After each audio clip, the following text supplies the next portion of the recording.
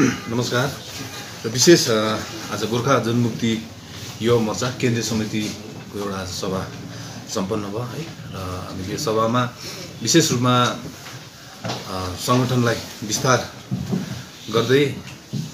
हामीले धेरै प्रस्तावित गोर्खाल्यान्ड क्षेत्रबाट धेरै प्रतिनिधिहरू केन्द्र समितिमा हामीले अन्तर्भुक्त गरेका छौं है। अनि त्यो बाहेक पनि आज 2021 को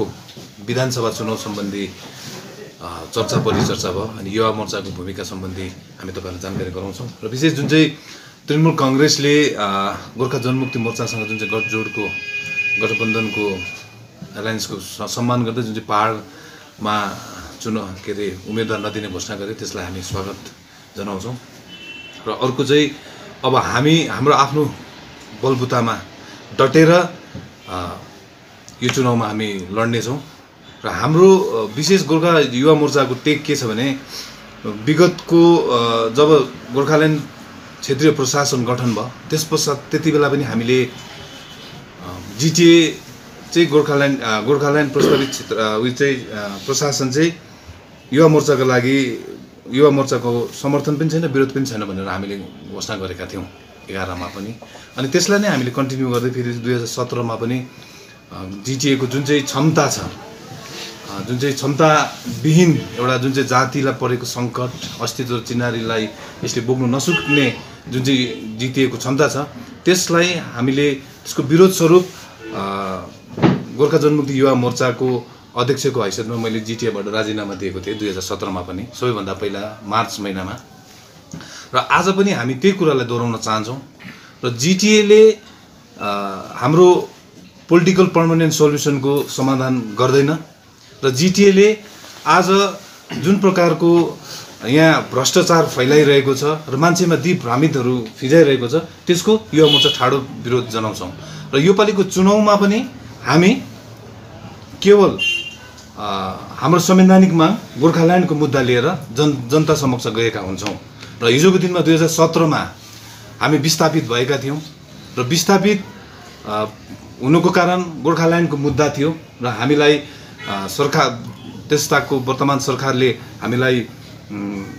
हामीसँग तालमेल राम्रो थिएन र हाम्रो कुरा सुझबुझ भएन र हामी विस्थापित हुन पर्यो र जब हामी वापस आयौं र हामी फेरि गोर्खाल्यान्डको मुद्दा लिएर आएको छौं र चुनावमा हामी त्यो मुद्दा लिएर नै जानेछौं। र आज सांगठनिक कुरा गर्दा हामीले हाम्रो गोर्खा जनमुक्ति युवा मोर्चाको लामो समयदेखि रिक्त पद रहेको महासचिवको पद हाम्रो कार्यकारिणी अध्यक्ष श्री नमन राईलाई सर्वसम्मतिले चयन गरेको छ। अनि त्यस सँगसँगै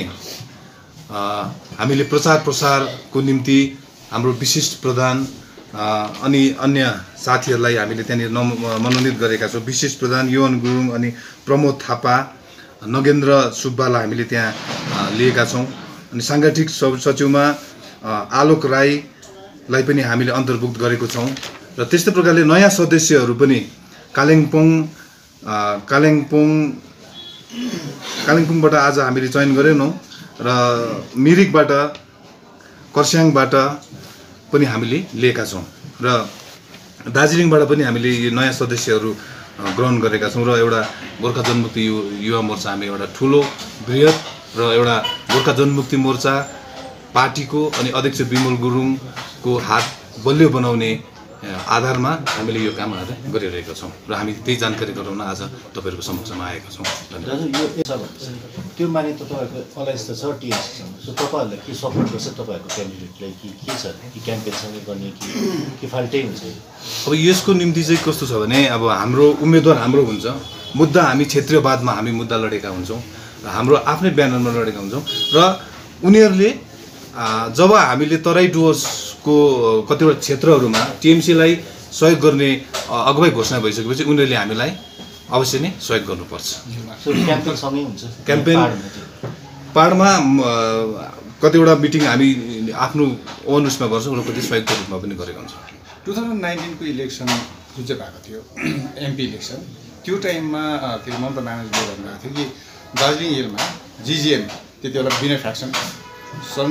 बिना फ्याक्सनले एमपी इलेक्सनमा टिएमसीलाई सघाउँछ र एमएलए इलेक्सनमा टिएमसीले जिजिएमलाई सघाउँछ भनेर भनेको थियो नि। यदि टिएमसीले जिजिएम 2 लाई सघायो भने होइन। अब त्यो विषयमा चाहिँ कस्तो भने त्यो सघाउने भए सायद आज यसरी खुल्ला मतलब खुल्ला रूपमा एउटा खुल्ला बाटो राखेर बोल्ने थिएन, किनभने हामीलाई पनि एउटा स्पेस दिएको छ त्यहाँनिर राजनीतिक समीकरण, हामीलाई पनि राजनीतिक समरमा आउने एउटा स्पेस दिएको छ र हामी मान्छौँ विनय अनितको ग्याङसँग जुन चाहिँ एउटा सम्झौता थियो त्यो उसको उहाँलाई त्यो बिटर एक्सपिरियन्स भएको छ, हारेको छ 2टा चुनाव, त्यसले गर्दा अहिले हामीसँग सम्बन्ध गाँसेको। उहाँले त भन्नुहुन्छ जति बङ्गालमा जतिवटा सिट दिनुभयो 3टा सिट मात्रै फ्री राखेको छौँ, यसमा विमल फ्याक्सन र विनय फ्याक्सनले जसले जित्छ उसले टिएमसीलाई सपोर्ट गर्छ भने तपाईँहरूले चाहिँ के सोच्नुहुन्छ? टिएमसीले तपाईँहरूलाई सपोर्ट गर्छ या गर्दैन बात हामी के सोच्नुहुन्छ? होइन, टिएमसीसँग त हाम्रो हाम्रो थुप्रै लेभलमा हाम्रो बातचित सुरु भइसकेको छ टिएमसीसँग। तपाईँहरूले के अरे यो जुन चाहिँ इलेक्सन छ यसमा अलग राज्य गोर्खाल्यान्डकै इस्युलाई मेन मुद्दा बनाउनुहुन्छ भनेर भन्नुहुँदैछ, तर विधानसभा इलेक्सनमा गोर्खाल्यान्डको मुद्दा जनताले पत्याउँला? होइन, हेर्नुहोस्, हामी गोर्खा जनमुक्ति मोर्चा नै एउटा कस्तो भने गोर्खाल्यान्ड गठनार्थ जन्मेको पार्टी हो। हामी चुक्यौँ धेरैवटा जग्गामा है, हामी त्यसलाई मान्छौँ र हामी एउटा के भन्न चाहन्छौँ भने हाम्रो क्षेत्रीयवाद जुन चाहिँ छ नि, क्षेत्रीयवाद यहाँनिर बाँचेको हुनुपर्छ र अझै हामी अगाडि बढेर के भन्छौँ भने भारतीय जनता पार्टीले पनि क्षेत्रीयवादलाई सम्मान गर्छ भने, गोर्खाको सेन्टिमेन्टलाई सम्मान गर्छ भने उनीहरूले पनि टिएमसी जस्तै एउटा स्टेप लिनुपर्छ, किनभने हाम्रो मुद्दा त यहाँ बाँचेको हुनु पऱ्यो नि त। राष्ट्रिय पार्टीहरूले र दलहरूले आज आएर धलीमल्ली गर्ने जुन चाहिँ प्रथा छ त्यसको पनि हामी विरोध गर्छौँ। र जस्तो आज तराई डुवर्सको पनि क्यान्डिडेटहरू अनाउन्स भयो टिएमसीको, तपाईँहरूले सपोर्ट गर्दैछ नि, त्यो क्यान्डिडेट नामहरूसँग खुसी छ के छ तपाईँ? अब अहिले त सबै आज प्रथमचोटि एउटा यो एनाउन्स भयो, यो पछि फेरि यो फाइनल हो भन्ने होइन, यसमा धेरै कुरा फेरबदल हुनसक्छ र हाम्रो कतिवटा धेरैवटा विधानसभा क्षेत्रहरूमा हाम्रो रिजर्भेसन छ गोर्खा जनमुक्ति मोर्चाको र अब हामी गएर यो विषयहरूमा राजनीतिक लेभलमा टिएमसीसँग हामी चर्चा परिचर्चा गर्छौँ र अब हामीलाई चित्त पऱ्यो भने हामी त्यो उसमा खुलेर सघाउँछौँ होइन, र कतिवटा हामीलाई चित्त नपरेकोमा हामी त्यसको प्रतिवाद गर्छौँ। त्यो माने त तपाईँहरूको अलायन्स त छ टिएमसीसँग, सो तपाईँहरूलाई के सपोर्ट गर्छ तपाईँहरूको क्यान्डिडेटलाई कि के छ कि क्याम्पेनसँगै गर्ने कि फाल्टै हुन्छ? अब यसको निम्ति चाहिँ कस्तो छ भने अब हाम्रो उम्मेदवार हाम्रो हुन्छ, मुद्दा हामी क्षेत्रीयवादमा हामी मुद्दा लडेका हुन्छौँ र हाम्रो आफ्नै ब्यानरमा लडेका हुन्छौँ र उनीहरूले जब हामीले तराई डुवर्सको कतिवटा क्षेत्रहरूमा टिएमसीलाई सहयोग गर्ने अगुवाई घोषणा भइसकेपछि उनीहरूले हामीलाई अवश्य नै सहयोग गर्नुपर्छ। क्याम्पेनसँगै हुन्छ? क्याम्पेन पाहाडमा कतिवटा मिटिङ हामी आफ्नो ओन उसमा गर्छौँ र कति सहयोगको रूपमा पनि गरेका हुन्छौँ। 2019 को इलेक्सन जुन चाहिँ भएको थियो एमपी इलेक्सन, त्यो टाइममा के अरे ममता ब्यानर्जीले भन्नुभएको थियो कि दार्जिलिङ हिलमा जिजिएम त्यति बेला विनय फ्याक्सनसँग विनय फ्याक्सनले एमपी इलेक्सनमा टिएमसीलाई सघाउँछ र एमएलए इलेक्सनमा टिएमसीले जिजिएमलाई सघाउँछ भनेर भनेको थियो नि। यदि टिएमसीले जिजिएम 2 लाई सघायो भने होइन, अब त्यो विषयमा चाहिँ कस्तो भने त्यो सघाउने भए सायद आज यसरी खुल्ला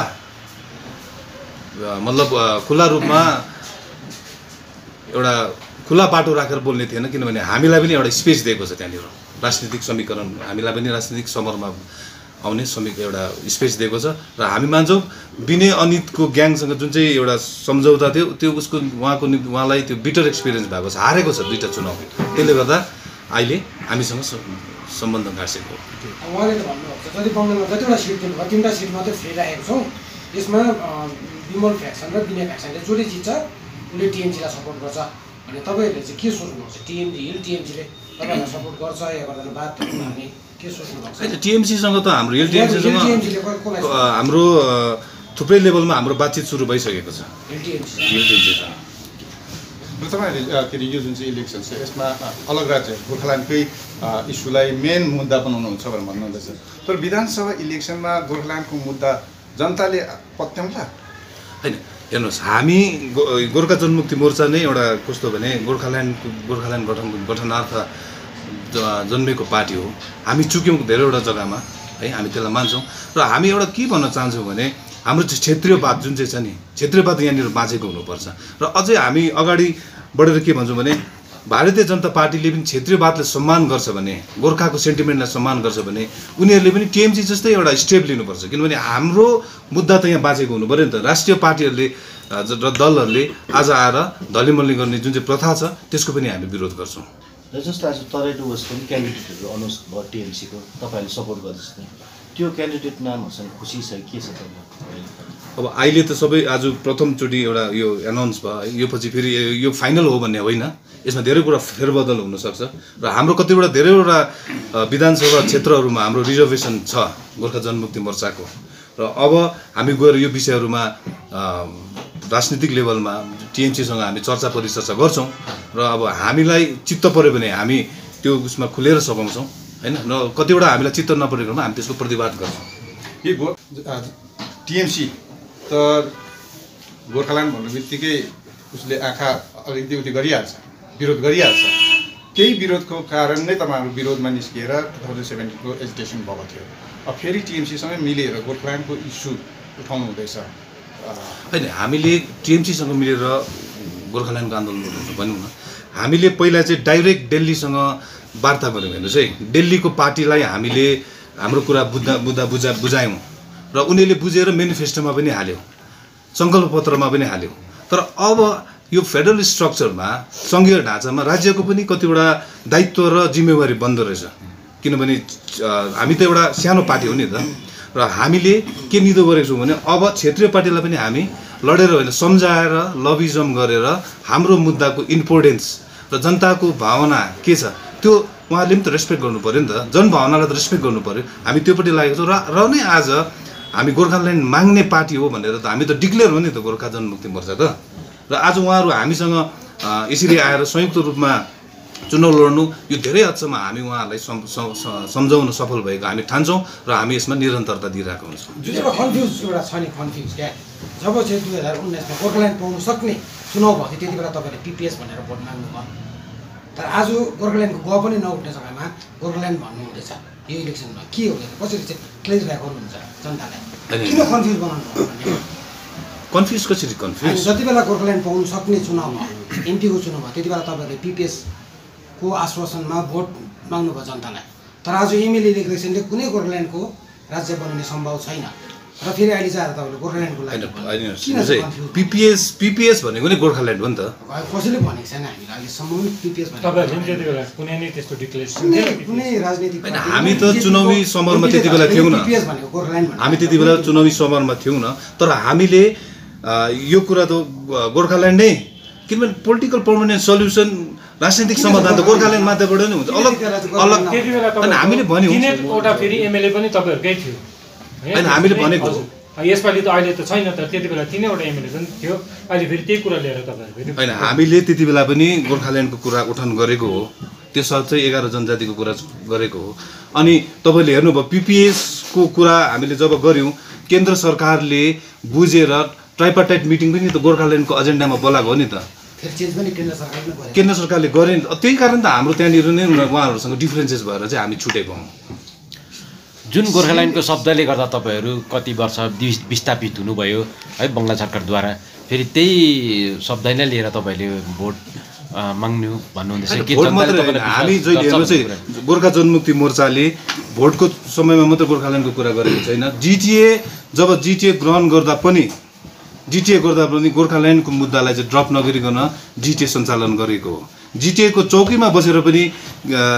दिल्लीको जन्तर मन्तरदेखि लिएर हामीले यहाँको पहाड तराई डुवर्सको जग्गा जग्गामा गोर्खाल्यान्ड हुनुपर्छ भनेर माग राखेको हो अनि हामीले कार्यक्रम गरेको हो। त्यो त इतिहासले बताउँछ, किनभने आज त्यो समय धेरै बितेर गयो, तर पनि हामी आज पनि लागि परेको छौँ, किनभने यो हाम्रो एउटा संवैधानिक माग हो। पिपिएस भनेपछि तपाईँहरूको शब्दमा सिधै गोर्खाल्यान्ड हो ज्यू, तर गोर्खाल्यान्ड जुन चाहिँ राज्य सरकारको मुख्यमन्त्री ममता ब्यानर्जीले जुन चाहिँ पिपिएस दिन्छु भनेर भन्नुहुँदैछ नि, गोर्खाल्यान्ड दिनु सक्छ? तपाईँको विशेष यो सन्दर्भमा म के भन्न चाहन्छु भने गोर्खाल्यान्डको आवाजमा उठिएको र यो जुन गोर्खा जनमुक्ति मोर्चाले आजको दिनसम्म जुन सङ्घर्ष गरिरहेको पार्टी है,